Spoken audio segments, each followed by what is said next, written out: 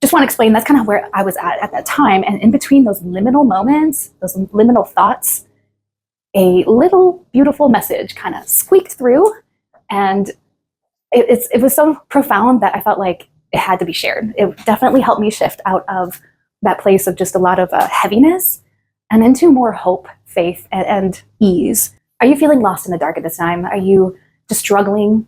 Are you in the shadows? A lot of doubt and uncertainty plaguing you at this time? Then this message is for you. I was sitting on my couch the other day, and I was definitely going through the struggle. In many respects right now, I feel like there are some shifting energies and timelines, as some people explain, some other light workers or other sensitive people.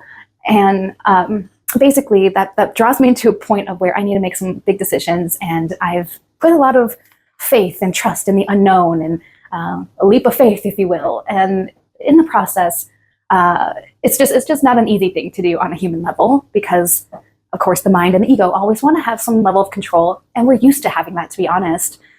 But as we step further into the unknown, and maybe into another era, into a new era altogether for humanity, I don't know what the bigger picture is, but we may be called to ask ourselves to step more into the unknown. So because that which is unknown is in the dark, how I was experiencing that, I was kind of going through the struggle. And on top of that, just kind of having a lot of other fears and doubts crop up, like, do people even care about the things that I can offer? Do people even want what I have to offer? We can sometimes get silo-minded, especially if you work from home or you work for yourself, and there may be like a slow period in business. It may have you questioning things, but we are in a time of transition right now. Maybe some of you are feeling it. And if you're not, that's okay. This message can still apply to you. But for those who are feeling there's a shift, maybe an old timeline, old cycles are wrapping up, and you can sense and feel like you're about to step into something big and new. You just don't know what that is. And yet there are other worldly things that require you to make a decision fairly soon. That can put a lot of pressure, and uncertainty, doubts will naturally, of course, crop up when you're in that space. So just want to explain that's kind of where I was at that time. And in between those liminal moments, those liminal thoughts, a little beautiful message kind of squeaked through, and it was so profound that I felt like it had to be shared. It definitely helped me shift out of that place of just a lot of heaviness and into more hope, faith, and ease. Gave me confirmation that I am supported and guided, and that there are solutions ahead. Being patient and allowing the process to unfold. The surrendering to the universe and trusting the universe is always the biggest testimony I think we'll ever pay as humans, when the ego and the mind just want so much control. So that was the state of mind that I was in. But like I said, this can apply to any time you're generally feeling lost or in the dark. Have you ever heard that saying that we are all stars? There's actually a lot of legitimacy to that, from a biological standpoint to also energetics. So when a star expands, when it explodes from its supernova state, it shoots out tons and tons of stardust, lots of elements out into the universe. Those elements made their way to our planet. And lucky for us, we got to harness those elements, and they came together to make our body composition.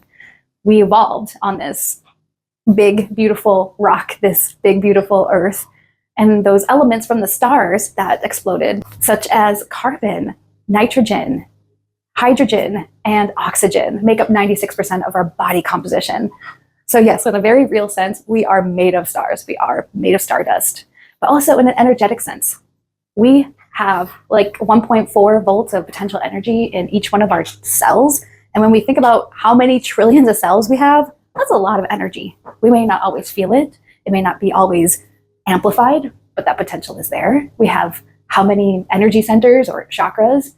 And on top of that, our heart can create a big, huge magnetic field. Check out my heart video. I'll be sure to link that in the description box below if you want to check out the science behind that, and as I unpack that. It's so fascinating.